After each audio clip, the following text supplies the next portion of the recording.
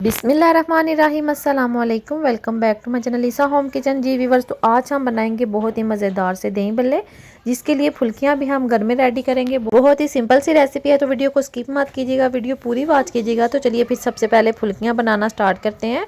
तो सबसे पहले हम बाउल के अंदर शामिल करेंगे 1.5 कप बेसन। बेसन के अंदर हम शामिल करेंगे 1/2 टीस्पून अजवाइन और 1 टीस्पून हम इसके अंदर नमक ऐड करेंगे। फिर हमने इसके अंदर पानी ऐड करके इसका बैटर बना लेना है। आपने इसमें बहुत ज़्यादा पानी ऐड नहीं करना, थोड़ा थोड़ा पानी ऐड करके जिस तरीके से हम लोग केक का बैटर बनाते हैं सेम वैसे ही हमने इस फुल्कियों का बैटर भी बनाना है। इससे जो हमारी फुल्कियाँ वो बहुत ही अच्छी और सॉफ्ट बनेंगी।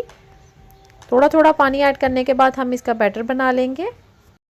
बैटर बनाने के बाद आपने इसको 2 से 3 मिनट के लिए अच्छी तरह से फेंटना है कि जिस तरीके से हमारा केक का बैटर फ्लफ़ी होता है सेम वैसे ही हमारा ये वाला बैटर भी होना चाहिए। ये आप देख सकते हैं कि बैटर इस तरीके का आपका गाढ़ा होना चाहिए, बहुत ज़्यादा आपने इसको पतला नहीं करना।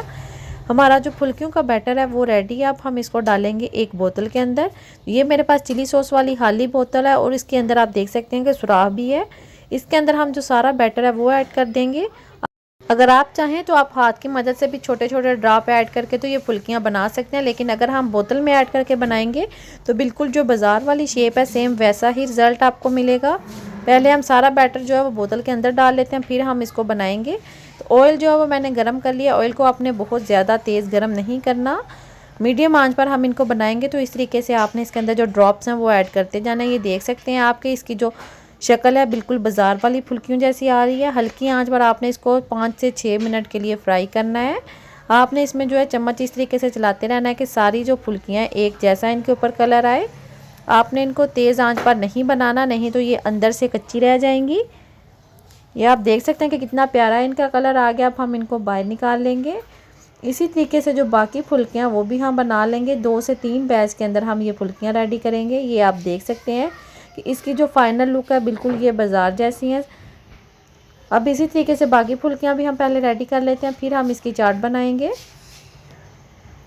इसका जो टेस्ट है वो भी बिल्कुल बाज़ार की फुल्कियों जैसा। घर में आप इजीली इनको बना सकते हैं, ये बहुत ही सिंपल तरीके से बन जाती हैं।